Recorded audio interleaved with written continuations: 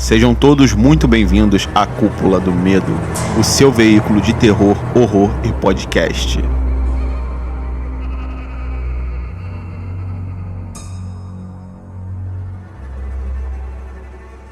Está começando mais um Cúpula do Medo podcast.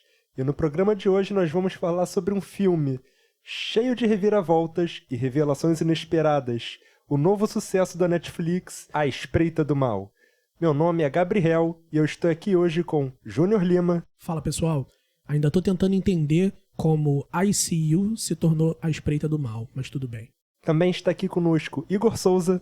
Fala galera, e só quero lhes dizer para ter cuidado com o que os espreita. E por último, mas não menos importante, Anderson. E aí pessoal, eu só queria dizer que num filme de terror eu não seria a vítima. E agora vamos falar do filme. Igor Souza tem a sinopse para nos contar. Em busca de uma criança desaparecida, o detetive de uma pequena cidade descobre que uma presença maligna perturba sua família. O filme de 2019 chegou na Netflix em abril deste ano. O filme é dirigido por Adam Randall, que tem um filme já na Netflix que é o iBoy. O filme tem no elenco dois atores mirins que já estão conhecidos do público dos filmes de terror. São Judah Lewis, de A Babá, e Owen Teague, de It, A Coisa. Caramba, da babá? Eu ouvi muito esse filme, não reconheci. Sim, ele é o garoto que precisa da babá. Caraca, não reconheci. Realmente, cresceu bastante. E o nome de peso do roteiro é Ellen Hunt, vencedora do Oscar por Melhor Impossível. E também vamos citar o roteirista, que é o Devon Grayer. Esse parece que é o segundo filme que ele escreve, mas ele já fez bico de ator em muitas coisas, inclusive no The Flash, no Mentalista, fez também o Dexter. Coisas pequenas, mas ele tem papel de atuação mais relevante em outras obras. Mas como filme, né, é um cara estreante no mundo do roteiro. Inclusive, eu acho que o papel dele cumpriu com a decênciazinha, né? Olha, com muito êxito, porque o filme não se perde em nenhum momento. De fato. E sobre câmera, o que vocês acham quanto à filmagem, quanto aos planos?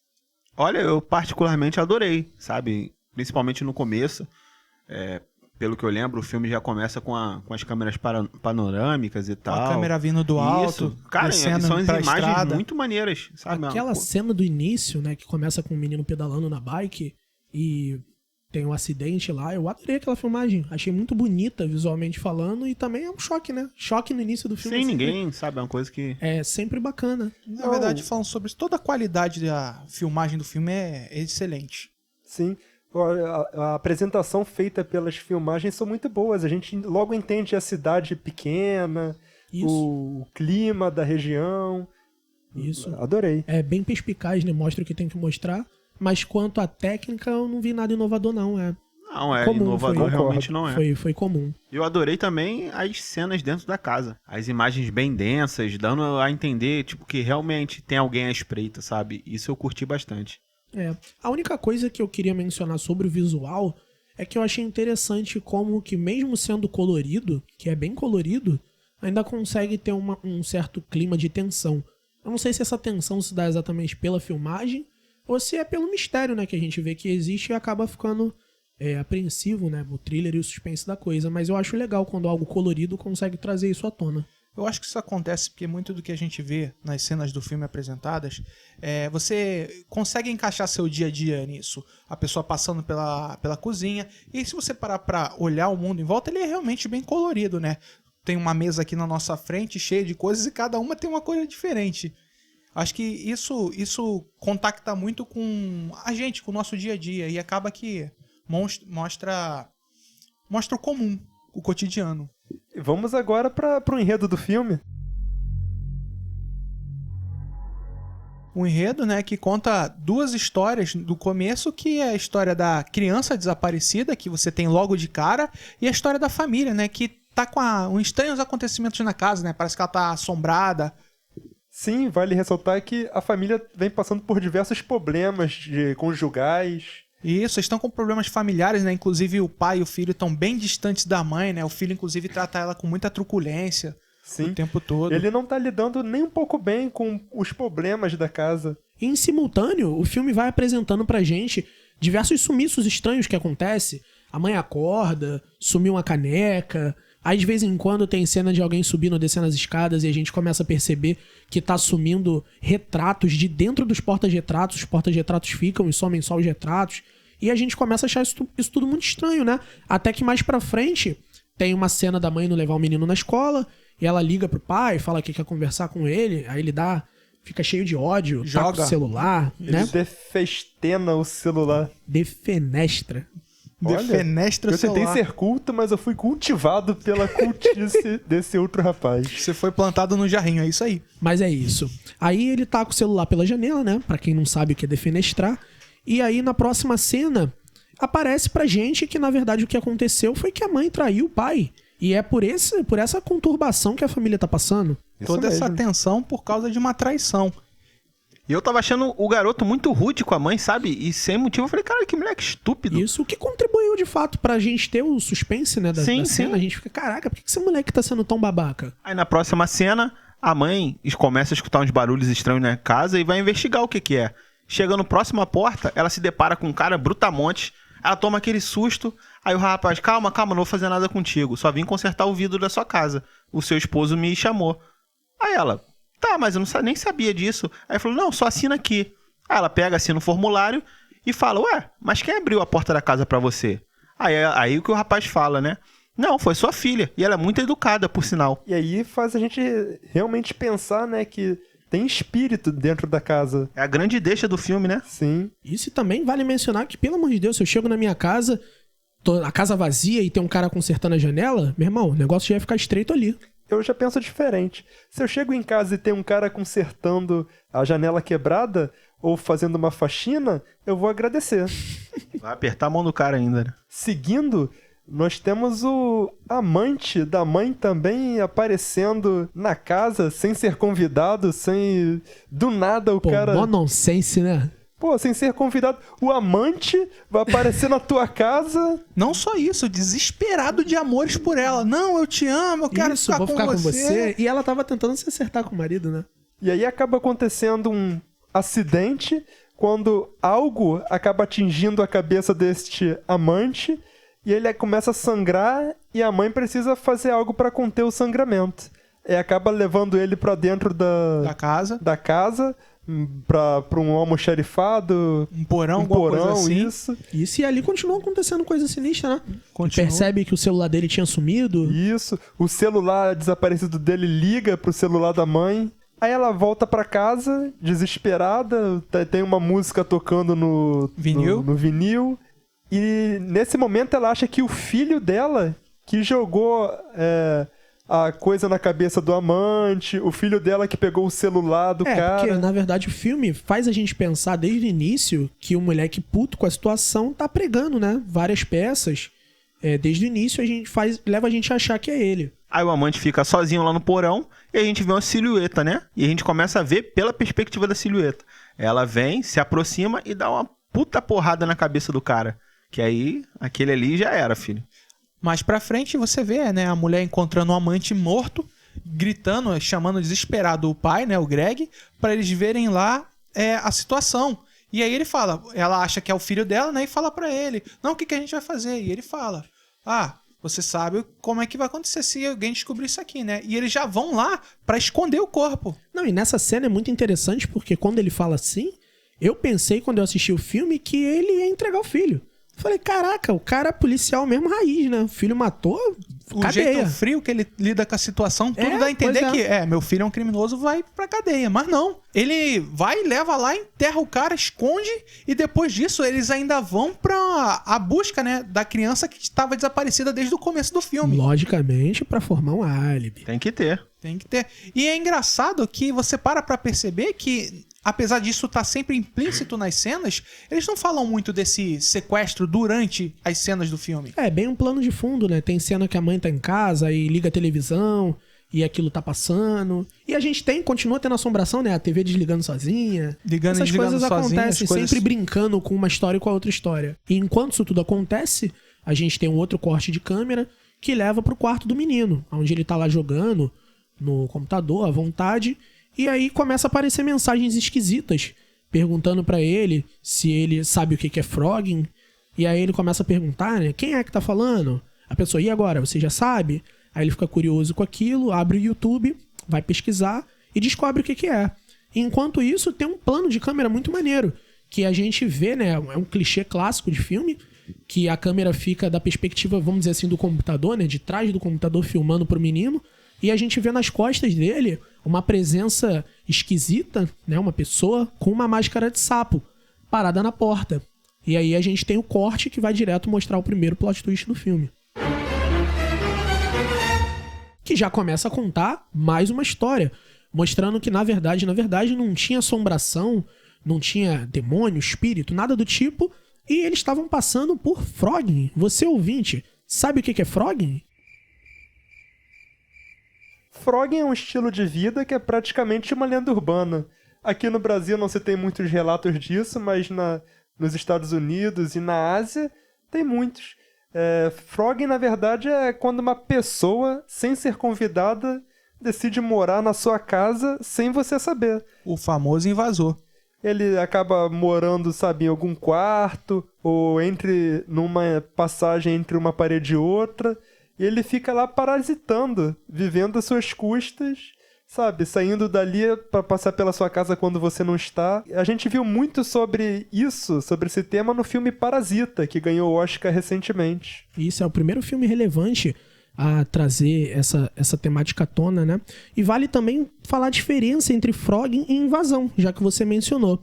Na verdade, todo frogging é uma invasão, mas nem toda invasão é um frogging, porque na verdade a invasão ela pode ser anunciada, a pessoa invade, tem refém ou não, e tá dentro da sua casa. E o frogging, né, como o Gabriel disse, a grande graça é que é uma coisa escondida. A pessoa entra na sua casa quando você não sabe e começa a coabitar ali com você, em cômodos que você não acessa, se escondendo.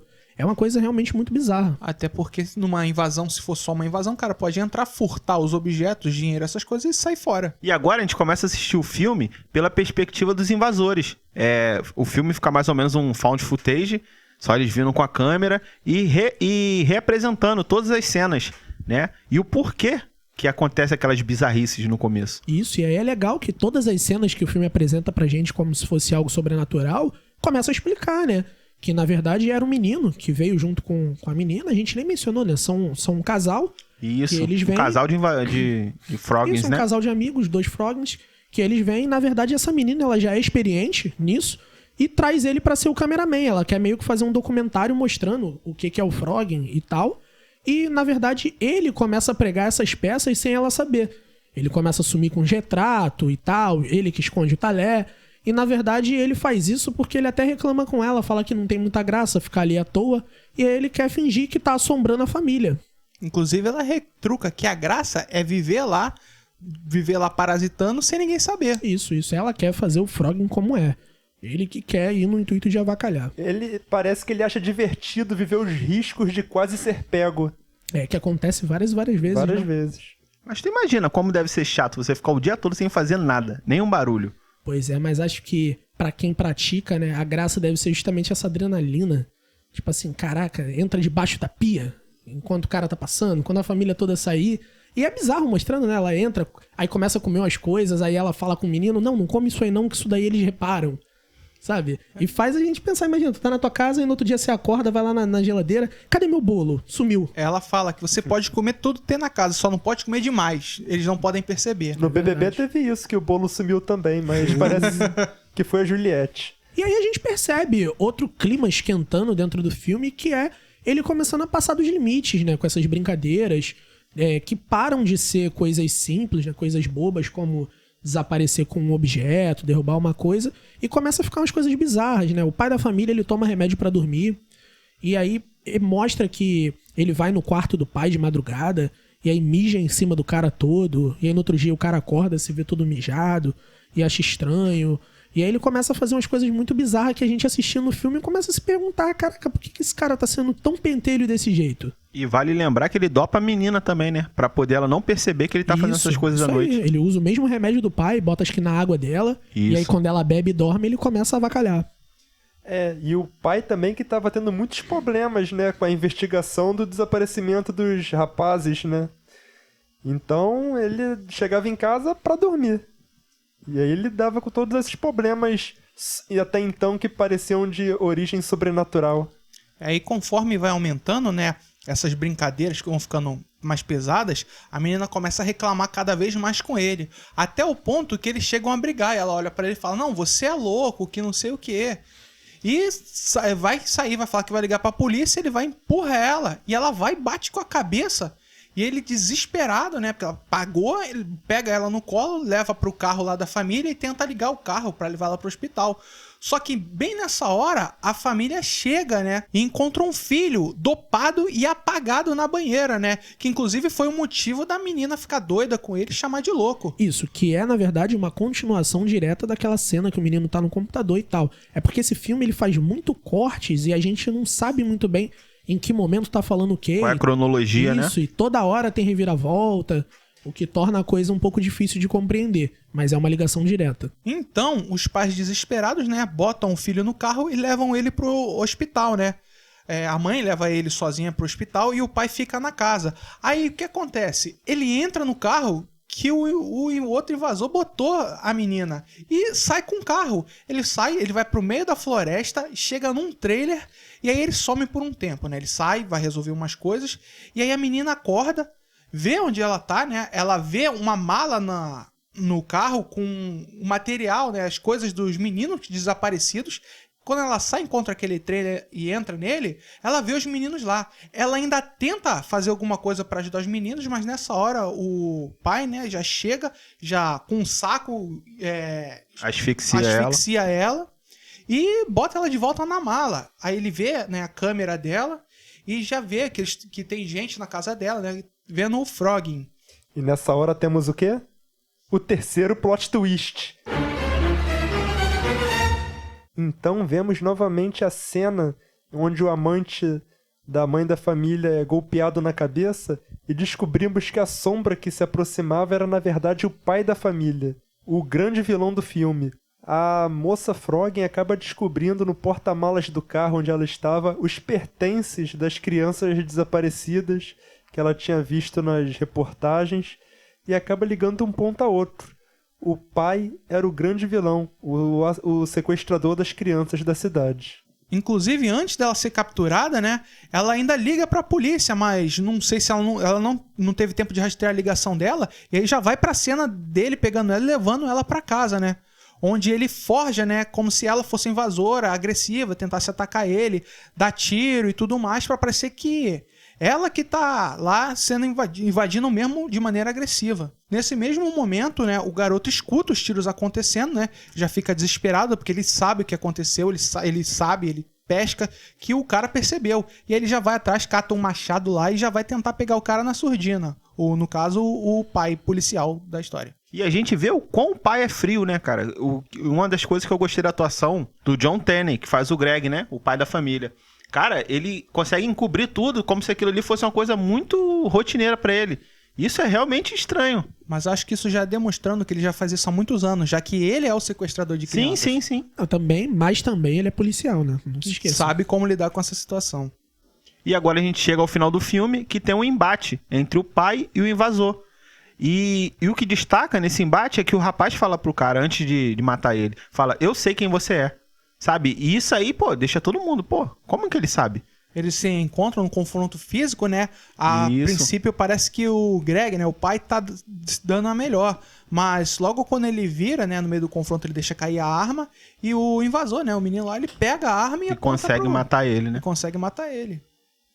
E aí o outro policial, né, chega na casa, o parceiro do Greg, chega na casa e atira no ombro do invasor. E aí ele vê a situação e o policial que chega lá, que era parceiro do pai, ele descobre, ele vê que ele conhece aquele garoto, ele sabe do que se trata. E aí toda a história é revelada pra gente. E vale mencionar que esse amigo do pai, que também é policial, é o policial responsável por toda a investigação desse caso das crianças desaparecidas do plano de fundo desde o início do filme. O que também leva a gente a ficar chocado pelo menino, que é o Frog, chamar o policial pelo nome. E agora, aos 45 do segundo tempo do filme, no apagar das luzes, temos ele, o terceiro plot twist. É o quarto, cara! É o quarto plot twist? Tem certeza que o diretor não é o M. Night Shyamalan? Olha, bem que poderia ser ele. Tá, então vamos ao quarto plot twist. Aí a gente descobre que o menino, né, o Frogger, o invasor, ele é uma das vítimas que se salvou do sequestrador quando era criança. Sobrevivente, né? E é ele, conta a história, fala um pouco dele, e é ele seguindo esse cara, perseguindo ele pra pegar ele. Isso aí. Durante o filme a gente teve vários indícios disso, mas sem saber, né? São pistas que a gente só vai ver no final. Que é quando mostra que ele que escolheu a casa. Aí tem uma cena que mostra ele comendo um docinho, né? Tipo um chiclete que ele guarda no bolso com um bichinho. Isso. E aí, quando tem o flashback mostrando ele criança encontrando, mostra que acho que foi o Greg que deu esse docinho pra ele, não foi? E aí ele guarda esse negócio até hoje, é tipo um porta-bala. E tem também o canivete, que desde o início do filme mostra nas cenas onde tem o caso, que sempre tem um canivete que aparece ali.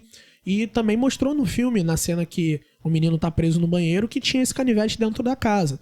Mas sempre mostrando de uma forma onde dá a entender mais de uma coisa. É uma grande sacada que eles usam. E aí que a gente entende a motivação do invasor, né? O porquê ele escolheu aquela casa, o porquê ele faz tudo aquilo com a família. Porque ele é tão pentelho. Ele não é só pentelho, né? Tudo se tratava de uma vingança. E eu achei ele, cara, muito corajoso, porque se você lida com um serial killer, né? Vamos dizer assim. Isso. Você voltaria pra atazanar a vida do cara? Não, e também abuso sexual, né? Não deixa claro se ele passou Sim, pelos abusos isso. ou não chegou a passar, mas deixa comentado claro. no filme no começo que esse cara que sequestra crianças é um estuprador, um pedófilo. Mas não deram ênfase nisso, não, foi não só deram. algo... Foi parte do plano de fundo. Sim. E agora, vamos de fato à nossa crítica pessoal sobre o filme.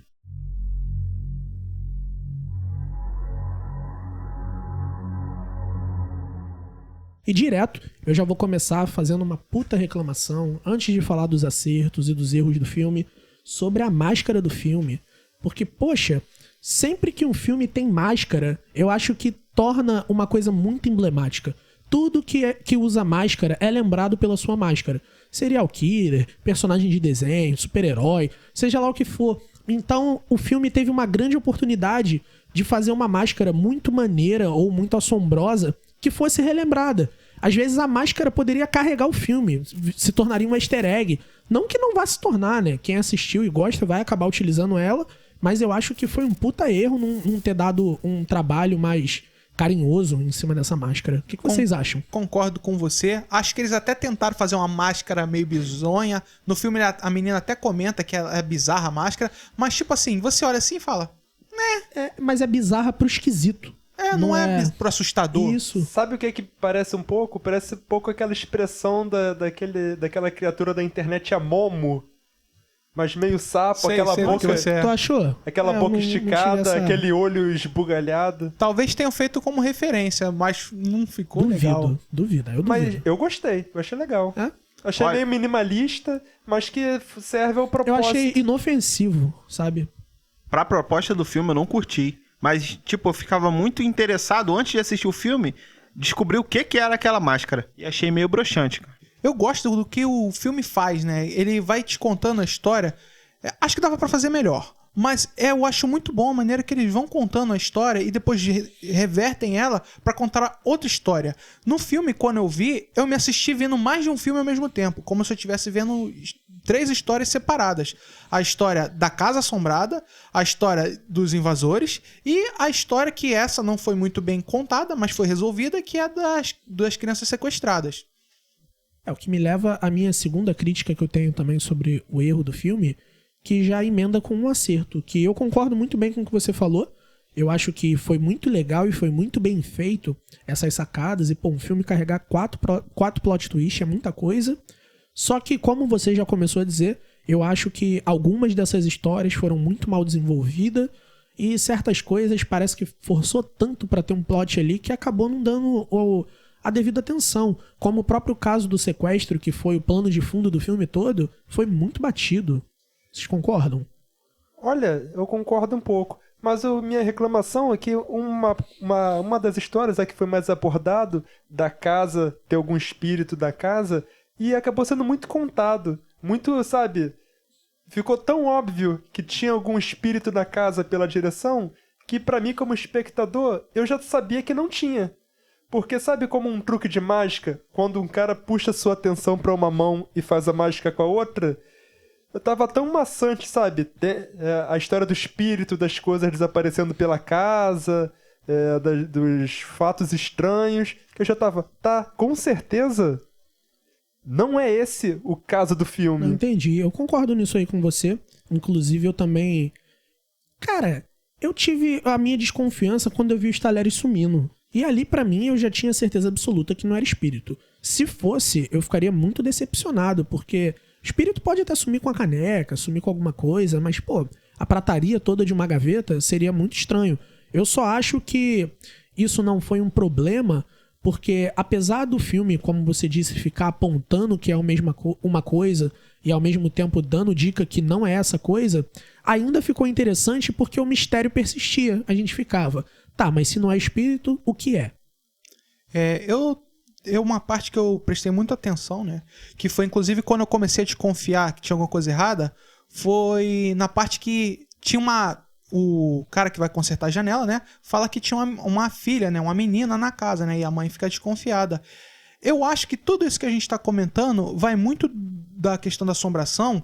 É porque, se você parar pra pegar como referência outros filmes de terror, a gente vê que a evolução da assombração, ela não é muito grande. Na verdade, são sempre coisas pequenas. De fato, tu vê elas acontecendo, mas elas não são grandes, elas não são relevantes. Não tem nenhuma cadeira voando ou saindo do lugar, por exemplo. São coisas pequenas, coisas fáceis. Eu acho que isso que fez a gente ficar tão pé no chão, falando assim, pô, mas será que é uma assombração mesmo? Não, isso que torna plausível, né, a explicação do filme, sobre não ser assombração e ser o Frog. Porque se fosse uma coisa muito absurda, ninguém ia teria acreditar. Até, eu lembro que quando tava eu e o Júnior assistindo o filme, a gente voltou, logo quando teve o plot do Frog, a gente voltou à cena inicial, onde o garoto é arremessado. E no decorrer do filme mostra que foi uma corda, ele veio em alta velocidade e a corda tava muito esticada. Verdade. Só que ele voou muito alto. A gente falou, porra, será? Vamos voltar lá pra gente ver. Porque ele tava correndo muito na E bicicleta. isso aí uma é porrada plausível, na corda. mas quando você vê a primeira vez, dá aquela impressão de que algo tá puxando ele. Olha, mas eu vou Exatamente. falar pra vocês, na cena do cara do vidro, que ele fala que a filha que abriu a porta, eu comprei a cena, cara. Eu comprei a cena. Eu olhei ali, inclusive eu falei assim, esse é o ponto mais alto pra falar de assombração. Se for assombração, tá se provando aqui. Entendeu? Eu comprei a cena. O que me incomoda nessa cena é o fato da mulher cagar. Ela simplesmente não liga. Ela faz uma cara e depois, tá bom, continua o dia dela. Não, ela se importa, só que o filme corta ali. Tipo, ela, como? Minha filha? Aí o cara já pega, corta ela, vai embora Mas, tipo, e já não fala era. nada sobre isso. Sim, Não tem sim. um desenrolar. Não, mas é porque, na verdade, tem muita coisa acontecendo o tempo todo. Então corta e já vai pra uma cena da porta. E a gente até fica perdido, não sabe o isso é que é verdade. quando. É um filme que se você não É tiver tudo muito rápido. 100% de atenção nele, você se perde em vários pontos dele. Sim, acontece muita coisa. Mas, na minha opinião, a direção é muito eficiente. Com certeza. O roteiro e a direção, eles não se perdem. A história termina e você entendeu tudo que eles quiseram passar com tanta coisa Isso é acontecendo. verdade. Gostando ou não de alguns aspectos ou não, foi entregue tudo que foi prometido. Não, sim. E entrando nesse assunto que você falou, a minha crítica sobre o filme é porque realmente é muita coisa. Eu acho que se eles cortassem um plano de fundo ali, já ficava um filme bem mais redondinho e bem mais, como descrever pra vocês, bem mais dinâmico. Eu acho que tem certas partes do filme que ele fica um pouco monótono. Tenta descrever demais as cenas, tenta mostrar muito o ambiente da casa. Eu acho que se fosse mais dinâmico, seria um filme muito melhor. Olha, eu não acho que poderia tirar um plano do filme, porque se tirasse ia capengar algum outro ponto. Porque a motivação do menino ir naquela casa é porque ele foi uma vítima. Então um plot depende do outro.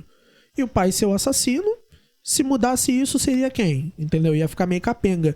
Mas eu acho que poderia ter cortado, por exemplo, a cena da cabana, onde aquilo é apresentado tão corrido. Ele leva pra cabana, aí a menina desce, entra, vê umas crianças ali. E a gente não tem mais uma continuação disso. sim. Pra onde aquelas crianças foram? A polícia pegou? Não pegou? O que ele tava fazendo? Sabe, é vago. Você subentende, mas é vago. Não, mas no final mostra que o garoto, ele falou, contou a história. Eu acho que ao final... Não, mas digo, não pra história. Digo pra nós, espectadores, assistindo o filme. Sim. Passa vago. É uma coisa muito corrida que poderia ter sido poupada e agregado mais tempo, por exemplo, mostrando talvez o passado do menino, ou mostrando o próprio pai cometendo mais dos crimes. Uma coisa que se eles mudassem, eu acho que ficaria muito melhor, é cortar essa terceira perna da história. Não matar ela, mas cortar o fato de ter uma criança desaparecida agora. E em vez disso ser uma coisa de agora, isso já aconteceu, entendeu? E eles falam sobre isso. Assim, você não teria que se preocupar em desenvolver a história delas, só em descobrir a história delas. Eles só podiam citar, né? Exatamente. Não precisava nem cortar. Na verdade, se eles desenvolvessem todos os planos da mesma maneira, ficaria bem mais redondo. Entendi, é bacana a hipótese. Na minha opinião, o grande acerto foi a inserção dos frogs na trama. Porque Achei a sensacional. partir do Espetacular. momento que eles aparecem, o filme fica muito dinâmico. E muda a perspectiva completamente do que a gente estava vendo. E, assim, eu acho que isso é o que vai fazer o filme ser lembrado em qualquer lista, em qualquer coisa. Porque se a gente tira isso, eu acho que o grande único acerto do filme é a brincadeira que ele faz com o sobrenatural. Porque tirando essa brincadeira e tirando o Frog, é um filmezinho qualquer. Sim. Entendeu? A Sem nada subversão de diferente. expectativa que ele faz também é muito bem executada. Faz mais de uma vez. E ficou tão marcado pelo Frog que se você pesquisar Frog no Google, cara, o que aparece de imagem desse filme é lista sim, lista não. Lista sim, lista não. Mas é Bizarro. porque esse é o primeiro filme a usar o termo Frog. Sim. Porque o Parasita, quando faz, ele não usa Não cita usa o termo nome nenhum, isso, só esse mostra termo não- o que isso é. aí. E pra finalizar da minha parte, eu tenho a minha última crítica mais agressiva, que é sobre os personagens. Cara, eu assisti o filme e eu acho que uma pedra tem mais carisma do que todo o elenco junto. Nenhum personagem do filme tem carisma sequer pra fazer a gente decorar o nome deles ou se importar com eles durante toda a trama. A única coisa que a gente tem é um anticarisma, né? Que é quando o moleque começa a pentelhar além do limite, a gente ainda não tem o plot que ele foi vítima e é uma vingança, a gente fica, caraca, que moleque babaca. E a gente quer mais é que ele morra mesmo, quer mais é que o cara volte, o policial, pegue ele, pranche ele dentro da casa, e depois quando a gente tem o plot reverso, muda tudo. A gente fala, agora tomara que o policial morra, tomara que o cara volte e o moleque que pranche ele.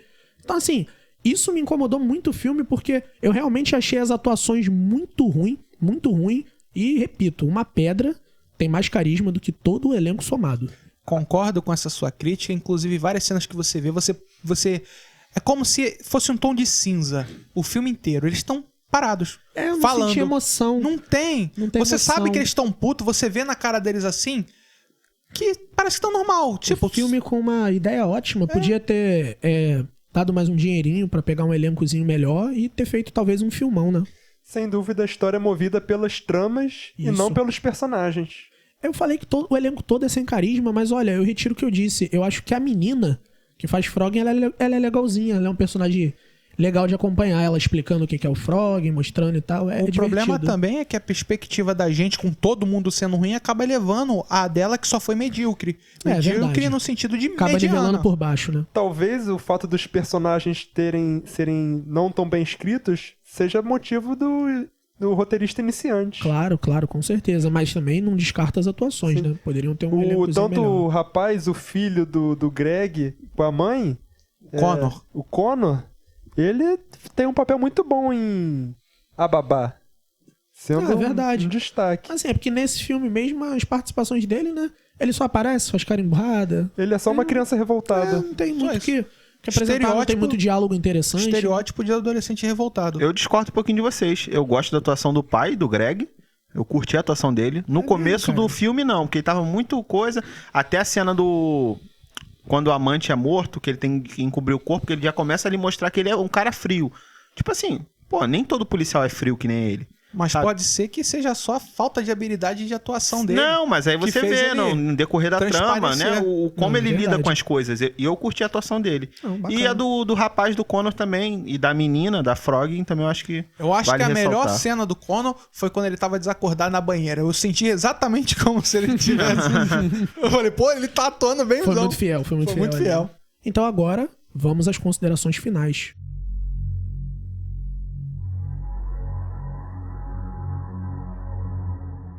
Na minha opinião, eu acho um filme muito bom pra você indicar pra qualquer pessoa que queira assistir uma boa história. O filme não é confuso, qualquer um é capaz de entender. Eu gosto bastante dessa dinâmica dos plots, do jeito que eles descorrem durante a história. Eu, de 0 a 10, eu dou uma nota 8 pro filme. Ele tem alguns problemas, mas nada que ofenda ninguém. Então, pode indicar aí pra galera e vai fundo. Eu acho que o filme, ele realmente tem um plot muito bom, plots muito bons, né? Eu senti umas falhas durante a história sendo contada, mas nada que ofenda. Uma coisa que me incomodou, que a gente não citou, foi o próprio amante, que só chega lá e ama a mulher e pronto. É isso, e depois ele some e... Ele só aparece pra tomar uma paulada. Se ele fosse descartado do Ele só filme... apanha, né? Ele toma a canecada, depois toma uma paulada, morre. E acabou. Ele serve só pra uma conveniência de roteiro. Eu gosto muito também como a menina vai ficando cada vez mais Rapidinho. incomodada. Que vale uma lição de moral pra vocês ouvintes. Não sejam amantes.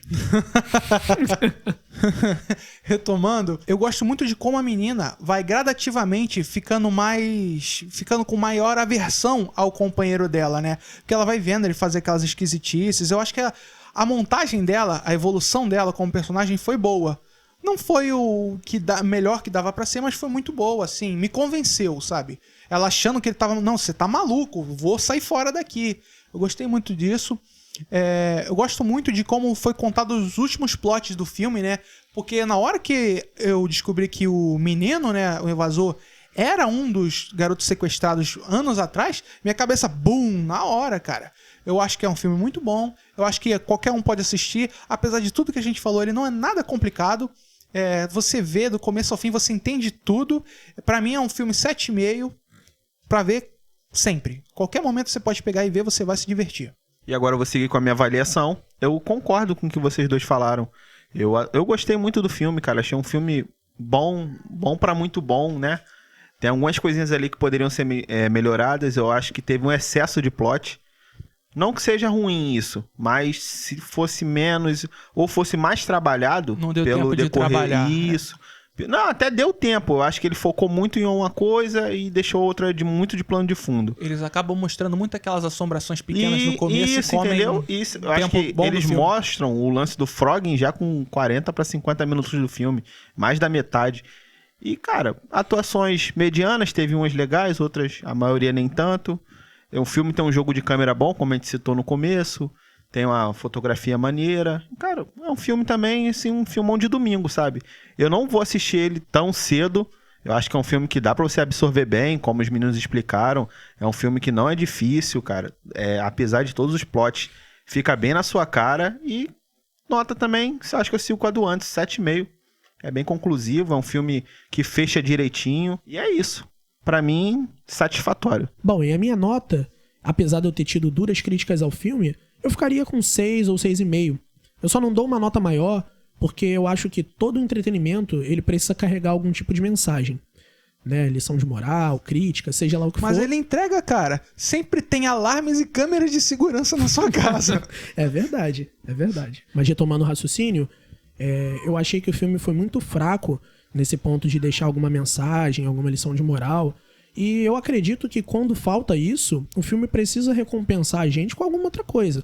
Ação, terror, susto, comédia, seja lá o que for. E devido a essa atuação muito endurecida, eu acabei não submergindo muito dentro do filme. Entendeu? Isso daí faltou muito pra mim. Mas, sobretudo, é o tipo de filme, por incrível que pareça, que eu espero assistir toda semana. É aquele filme que tem uma história, cumpre com a história, você assiste até o fim e não se decepciona. Porque hoje o nosso nível, assim, de filmes, vamos dizer, filmes de fim de semana. Tem muito filme bom saindo por aí. Mas o nosso padrão, assim, de filmes é não ter uma coisa muito boa. A gente tem muita porcaria que aparece, né, na Netflix, Amazon Prime, por aí vai. O tempo todo. Com certeza. Então, assim, hoje quando eu vou ver um filme no final de semana com o pessoal ou sozinho, eu só quero não me decepcionar. Quero ver um filme legalzinho, que eu vou me divertir e não vou passar raiva. Então, eu recomendo esse filme pra qualquer pessoa. Inclusive, ele tá na Netflix. Corre lá, assiste. E eu acho que devido a ele ter muitas camadas, muitas histórias, isso acaba fazendo o filme ser satisfatório pra todo mundo. Porque, por exemplo, pra mim, a maior graça do filme é a brincadeira com o sobrenatural, desde o início. E eu já conversei com outro colega que não tá aqui, que também assistiu o filme, e ele falou que pra ele essa foi a parte mais chata. Ele disse que por ele poderia ter reduzido muito e aumentado em outras, o que eu discordo muito. Então isso mostra o quanto o gosto é variável, né? Então eu acho que o filme tem conteúdo pra todo mundo que quiser assistir. Cada um vai se divertir com alguma coisa diferente. E eu encerro aí com uma nota 6,5 pra não ser também muito baixo. É isso aí. Nem sempre a gente concorda com tudo, mas a gente concorda que é um bom filme. Com certeza. Exatamente. Isso aí é unânime. Assistam. Quero agradecer a todos vocês que estão escutando o nosso podcast até agora, que ficaram até o final. Se você está escutando nosso podcast pelo YouTube, comenta aí o que você achou do filme. Não se esqueça de curtir e compartilhar, seguir o nosso site da Cúpula do Medo e as nossas redes sociais, Instagram e Facebook.